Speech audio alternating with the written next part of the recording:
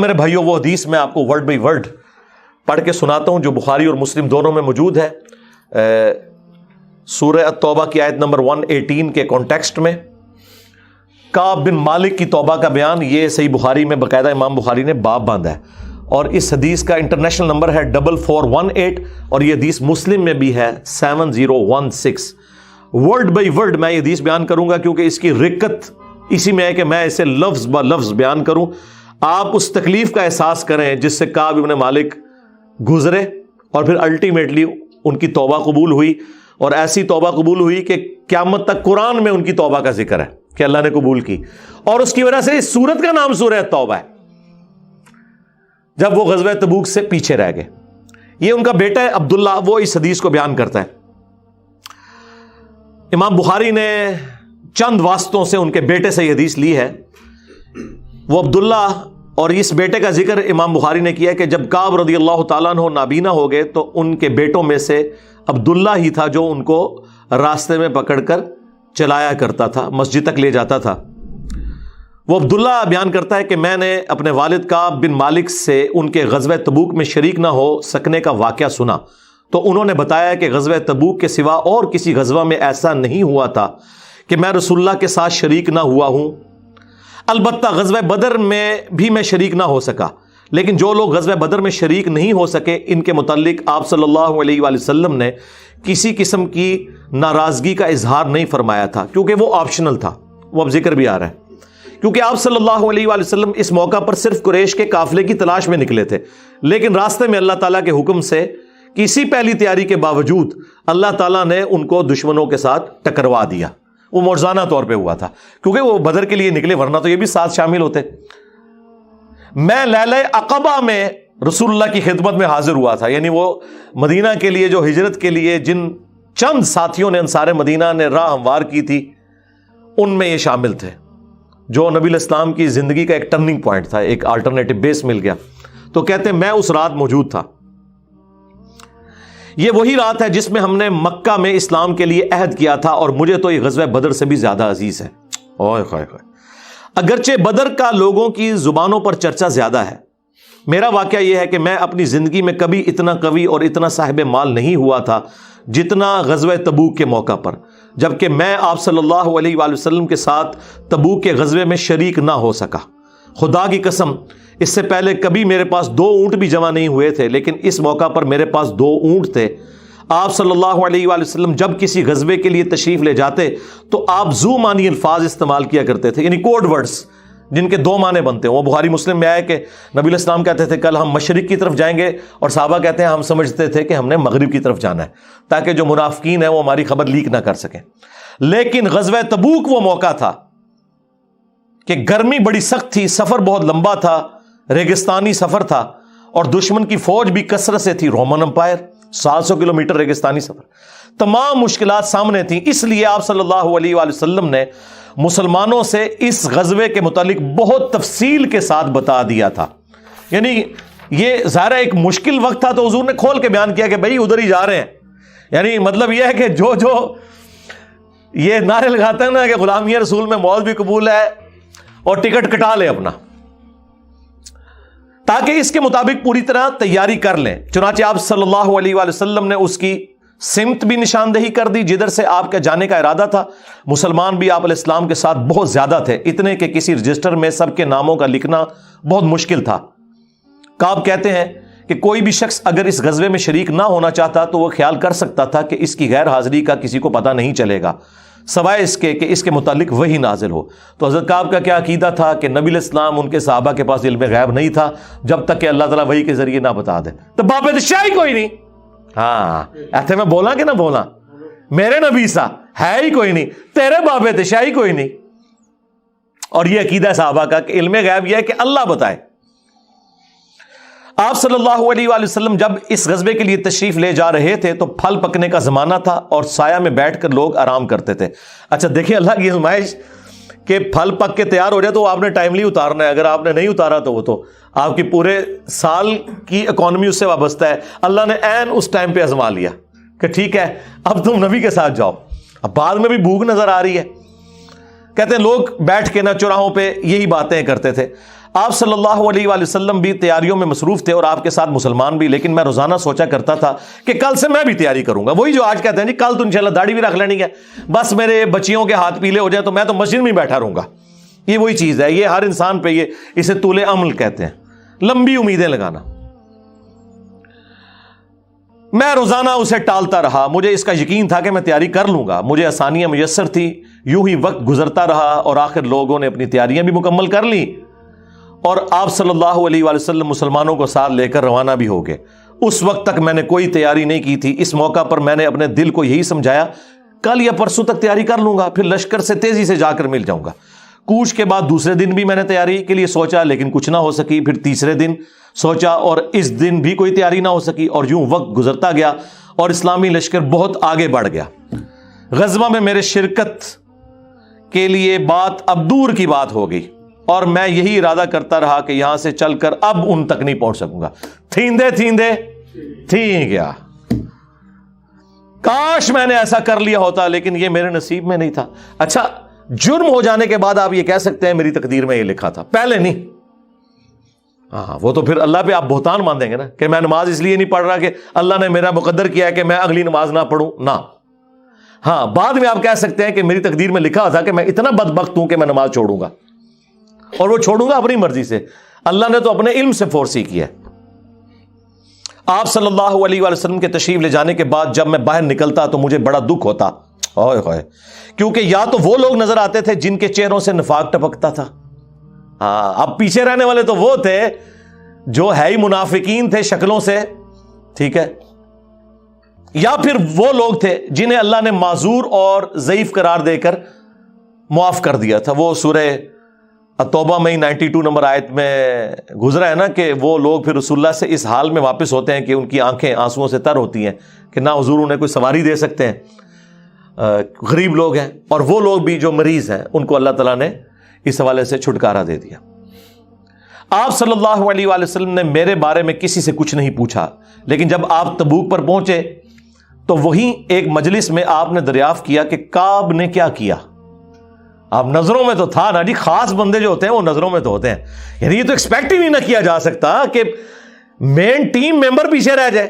تو اس سے اندازہ لگائے کہ حضرت کعب بن مالک کو چھوٹے بندے نہیں تھے. بنو سلمہ کے ایک صاحب نے کہا یا رسول اللہ اس کے غرور نے اسے آنے نہیں دیا.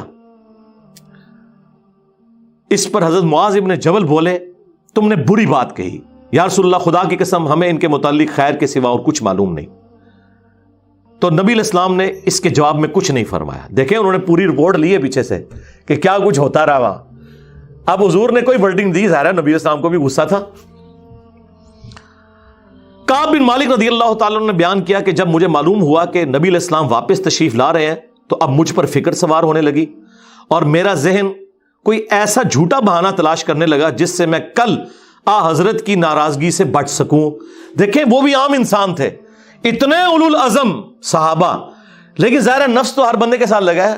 وہ بھی سوچ رہے ہیں کہ یار چلو میں بہانہ کر لوں گا, کوئی مجبوری تھی. ہوئے ہوئے ہوئے ہوئے. اپنے گھر کے ہر عقل مند آدمی سے اس کے متعلق میں نے مشورہ بھی کی, لیکن جب مجھے معلوم ہوا کہ نبی علیہ السلام مدینے سے بالکل قریب آ چکے ہیں تو غلط خیالات میرے ذہن سے بالکل نکل گئے اور مجھے یقین ہو گیا کہ اس معاملے میں جھوٹ بول کر اپنے آپ کو کسی طرح محفوظ نہیں کر سکتا. چنانچہ میں نے سچی بات کہنے کا پختہ ارادہ کر لیا. صبح کے وقت حضرت جب تشریف لائے تو آپ صلی اللہ علیہ وآلہ وسلم جب کسی سفر سے واپس آتے تھے تو آپ کی یہ مبارک عادت تھی کہ پہلے مسجد میں تشریف لے جا کر 2 رکعت نوافل پڑھتے, پھر لوگوں کے ساتھ مجلس میں بیٹھتے. جب آپ اس عمل سے فارغ ہو چکے تو آپ کی خدمت میں لوگ آنے لگے جو غزوہ میں شریک نہیں ہوئے تھے اور قسم کھا کھا کر اپنے عذر بیان کرنے لگے, اور ایسے لوگوں کی تعداد 80 کے قریب تھی. یعنی 80 لوگ ایسے تھے جو جھوٹے بہانے لگا رہے تھے. آپ صلی اللہ علیہ وآلہ وسلم نے ان کے ظاہر کو قبول فرما لیا اور ان سے دوبارہ سے عہد بھی لے لیا, ان کے لیے دعائے مغفرت بھی کی. دیکھو جی, آپ لوگ تو کہتے ہیں کوئی بزرگ دعا کر دے, حضور نے بھی دعائے مغفرت کر دی ہے لیکن اللہ نے کراس پھیر دیا ہے. ہاں, یہ ذہن میں رکھیں. آپ نے بہانہ بھی قبول کر لیا, دوبارہ سے بیعت بھی کر لی, چلو تجدید عہد بھی ہو گیا جی. اگر بیعت ٹوٹ گئی تو دوبارہ ہو گئی, اور دعا بھی کر دی. اور ان کے باطن کو اللہ کے سپرد کر دیا. کیا بات ہے جی, یہ میرے نبی کا ہی جگر ہے جی. شکلوں سے بھی پہچان لیا ہے, صحابہ اگر پہچان ہے کا باطن کا معاملہ اللہ جانے, اس کے بندے جانے. اس کے بعد میں حاضر ہوا, میں نے سلام کیا تو آپ علیہ السلام مسکرائے. آپ کی مسکراہٹ میں ناراضگی تھی. آپ نے فرمایا آؤ. میں چند قدم چل کر آپ کے سامنے بیٹھ گیا. آپ نے مجھ سے دریافت کیا کہ تم غزوہ میں کیوں شریک نہیں ہوئے, کیا تم نے کوئی سواری نہیں خریدی تھی؟ میں نے عرض کیا میرے پاس سواری موجود تھی. اللہ کی قسم اگر میں آپ کے سوا کسی دنیا دار شخص کے سامنے آج بیٹھا ہوتا تو کوئی نہ کوئی بہانہ کر لیتا اور اس کی ناراضگی سے بچ جاتا. مجھے خوبصورتی کے ساتھ گفتگو کا سلیقہ بھی معلوم ہے, لیکن اللہ کی قسم مجھے یقین ہے کہ اگر آج میں آپ کے سامنے کوئی جھوٹا بہانہ کر بھی دوں اور آپ راضی بھی ہو جائیں تو بہت جلد اللہ تعالیٰ آپ کو مجھ سے ناراض کر دے گا. کیونکہ میں بظاہر تو بہانہ کروں گا لیکن اللہ تو وحی کے ذریعے آپ کو بتا دے گا یہ جھوٹ بول رہا ہے.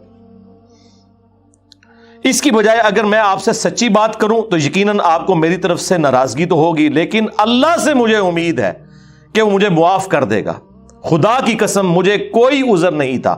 اللہ کی قسم اس وقت سے پہلے میں کبھی اتنا آسودہ حال نہیں تھا, اور پھر بھی میں آپ کے ساتھ شریک نہ ہو سکا. نبی علیہ السلام نے فرمایا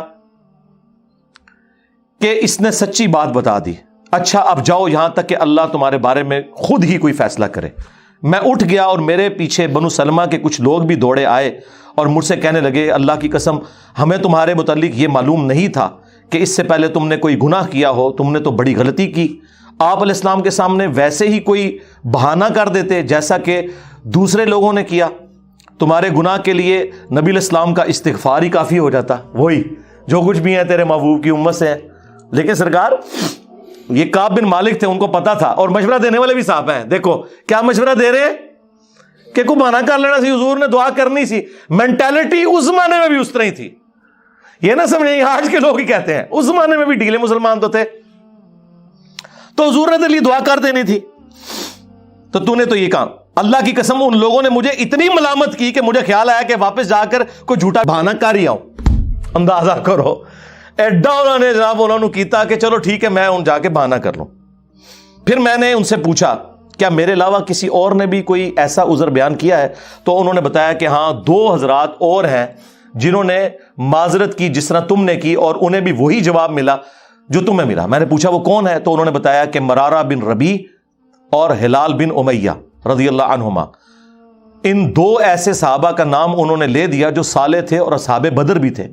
ان کا طرز عمل میرے لیے نمونہ بن گیا. انہوں نے کہا اگر یہ 2 بدری صحابی بھی ان کے ساتھ بھی یہی کچھ ہوا ہے نا تو میں اچھے لوگوں کی فہرست میں اب شامل ہو جاؤں, میں اب پکا رہوں. ان کا طرز عمل میرے لیے نمونہ بن گیا. چنانچہ انہوں نے جب ان بزرگوں کا نام لیا تو میں اپنے گھر چلا آیا. آپ علیہ السلام نے لوگوں کو ہم سے بات چیت کرنے سے ممانعت کر دی. لو جی سوشل بائیکاٹ ہو گیا. اللہ اکبر. بہت سے لوگ جو غزوے میں شریک نہیں ہوئے تھے ان میں سے صرف ہم 3 تھے. لوگ ہم سے الگ رہنے لگے اور سب لوگ بدل گئے. ایسا نظر آتا تھا کہ ہم سے ساری دنیا بدل گئی ہے, ہمارا اس سے کوئی واسطہ ہی نہیں. 50 دن تک ہم اسی حال میں رہے. میرے 2 ساتھیوں نے تو اپنے گھروں سے نکلنا ہی چھوڑ دیا. ہر وقت روتے رہتے تھے, لیکن میرے اندر ہمت تھی. میں باہر نکلتا تھا, مسلمانوں کے ساتھ نماز میں بھی شریک ہوتا تھا اور بازاروں میں بھی گھومتا تھا, لیکن کوئی شخص مجھ سے بولتا نہیں تھا. میں نبی علیہ السلام کی خدمت میں بھی حاضر ہوتا, آپ کو سلام بھی کرتا. جب آپ نماز کے بعد مجلس میں بیٹھتے تو میں اس کی جستجو میں لگا رہتا کہ دیکھوں سلام کا جواب دیتے ہیں یا نہیں, اور میری نظر حضور کے ہونٹوں کی طرف ہوتی کہ جواب میں ہلے یا نہیں. کنکھیوں سے دیکھتے رہتے, آپ حضور جواب بھی نہیں دے رہے.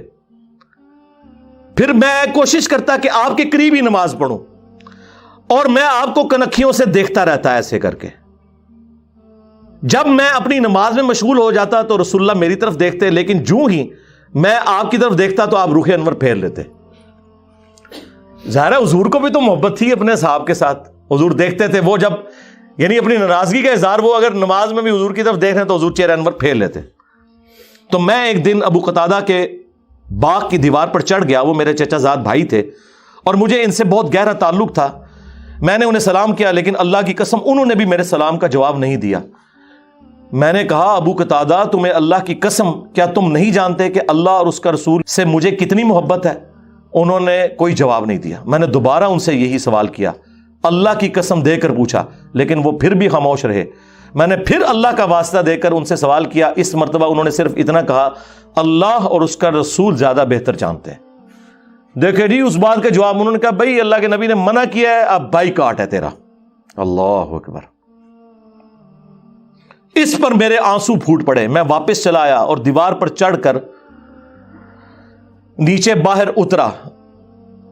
پھر وہ بیان کرتے ہیں کہ ایک دن مدینہ کے بازار میں جا رہا تھا کہ شام کا ایک کاشتکار جو کہ غلہ بیچنے مدینہ آیا تھا پوچھ رہا تھا کعب بن مالک کہاں رہتے ہیں.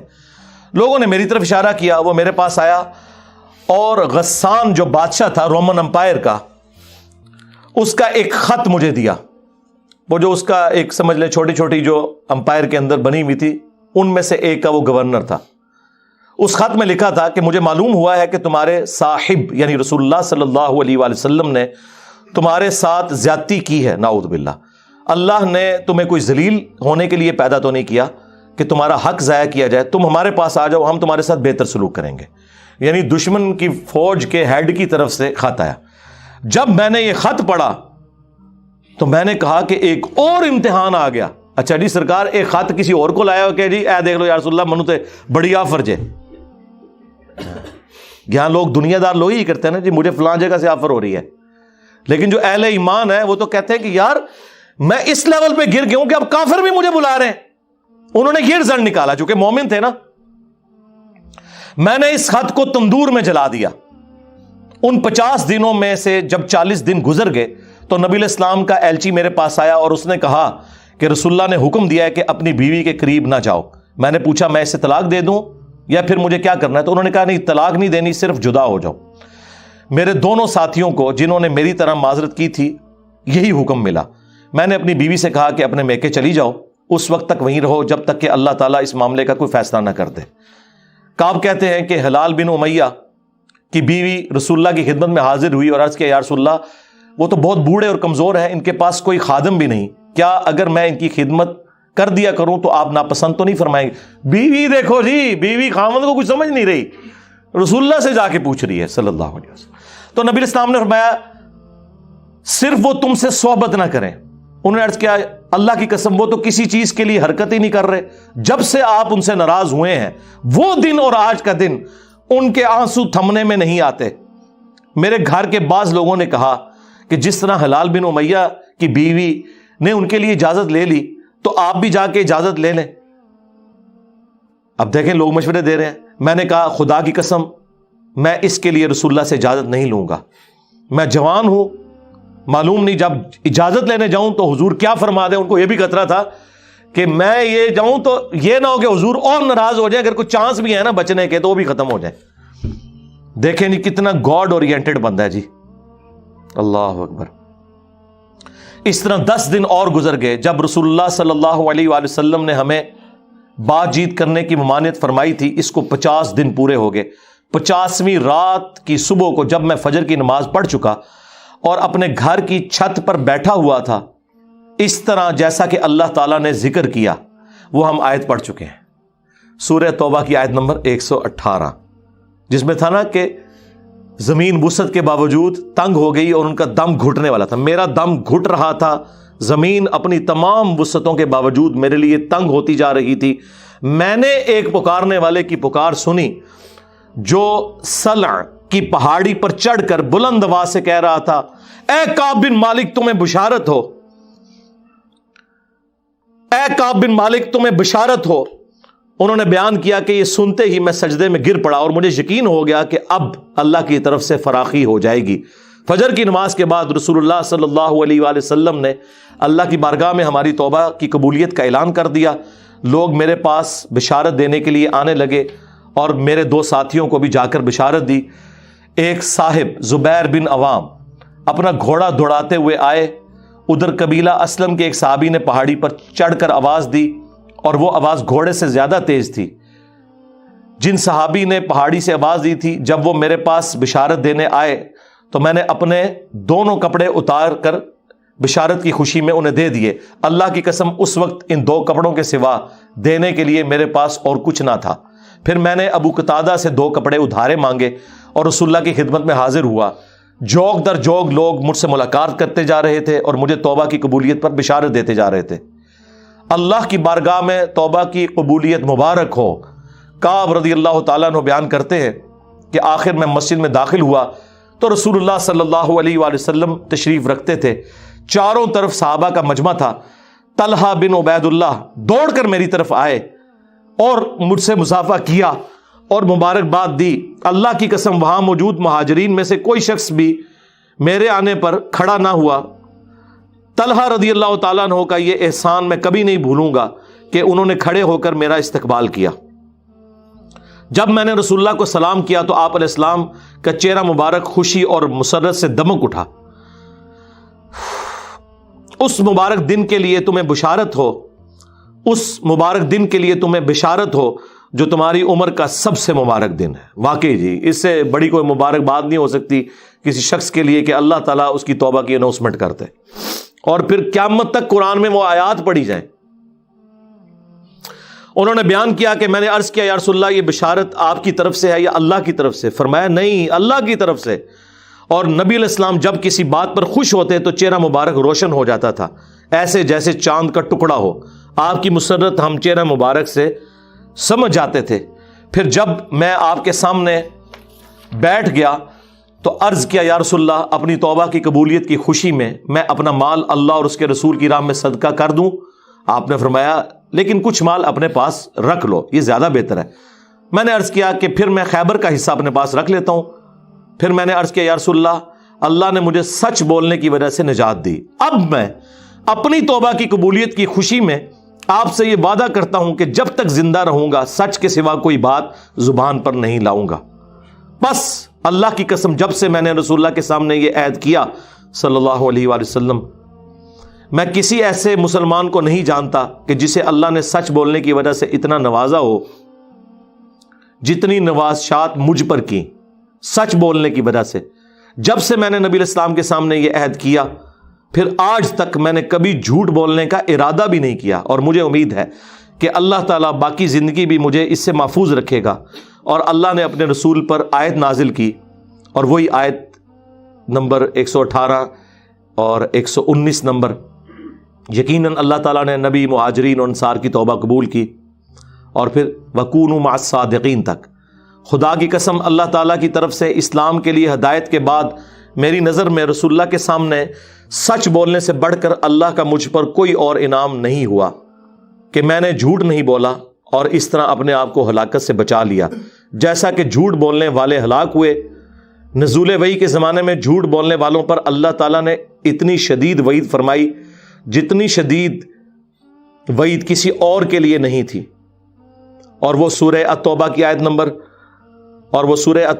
نمبر 96 کا انہوں نے پھر یہاں پہ حوالہ دیا کہ عنقریب جب تم اے نبی واپس جاؤ گے تو یہ جھوٹے بہانے کریں گے، اور اگر تم ان سے راضی بھی ہو جاؤ اللہ تعالیٰ ان سے راضی نہیں ہوگا۔ کعب کہتے ہیں کہ چنانچہ ہم 3 ان لوگوں کے معاملے سے جدا رہے جنہوں نے رسول اللہ کے سامنے جھوٹی قسمیں کھائی تھیں اور آپ نے ان کی بات مان بھی لی تھی اور ان سے بیعت بھی لے لی اور ان کے لیے دعائے مغفرت بھی کی۔ ہمارا معاملہ رسول اللہ نے چھوڑ دیا اور اللہ نے خود اس کا فیصلہ کیا، اور پھر اللہ تعالیٰ نے یہ آیت نازل کی جو ہم نے یہ پڑھی سورہ التوبہ کی آیت نمبر 118، وَعَلَى الثَّلَاثَةِ الَّذِينَ خُلِّفُوا حَتَّى إِذَا ضَاقَتْ عَلَيْهِمُ الْأَرْضُ بِمَا رَحُبَتْ وَضَاقَتْ عَلَيْهِمْ أَنفُسُهُمْ وَظَنُّوا أَن لَّا مَلْجَأَ مِنَ اللَّهِ إِلَّا إِلَيْهِ ثُمَّ تَابَ عَلَيْهِمْ لِيَتُوبُوا إِنَّ اللَّهَ هُوَ التَّوَّابُ الرَّحِيمُ۔